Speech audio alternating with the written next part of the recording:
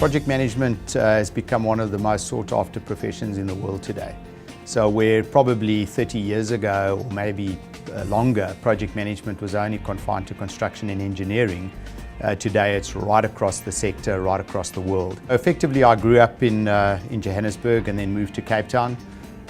My studies were predominantly overseas, where project management was really growing as a very formal discipline. Eventually took up the profession and started to apply my opportunities in Australia. I have a particular interest in endurance sports. I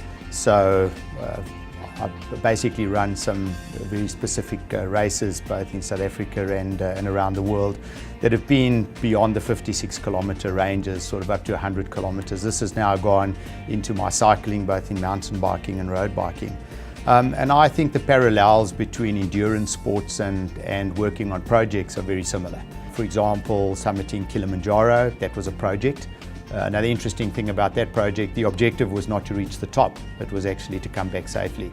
So that was a very important project, and that's a memorable one as an example. My nature has been one to basically take on things that you don't really have to give up easily on. If you don't have process, if there isn't some form of structure, framework or methodology, then really you have a chaotic environment in which projects operate. And by nature, projects and project management require some form of defined and legitimate process. The other thing about process is it allows us to be repeatable in our success and not sort of what we call a spray and pray approach, where we sort of hit and miss in the way that our successes on projects work. Project management is predominantly a cross-functional discipline, which really means that the aim of any project is to not only deliver deliverables within a function. Let's say we're running a marketing initiative and we're running that as a project. We might be involved in driving through a new advertising campaign for a new product within a bank. But at the same time, project management is also cross-functional, which means that there are many times that the organization is undertaking a project where every part of the business is involved. There might be new IT systems, there might be a new marketing campaign, we might be involving HR to bring on new skills. And that means that project management will speak across these functions as well as within the actual functions themselves. DDLS is an organization that predominantly focuses on quality and not on quantity.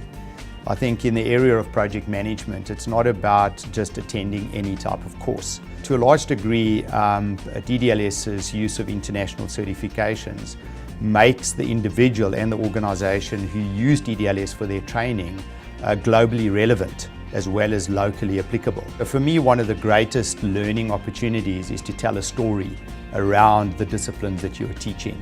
And I think within DDLS, one of the most important things that we try and do is to draw the analogies to the theory, because that allows the individual to see themselves living that story and how the terminologies and the frameworks and methodologies relate to that. So I think also being passionate and also almost being contagious with your passion for project management allows somebody to go away and say, you know, I think I can do this, I believe in this, and this is something that I think I can invest my time and money in.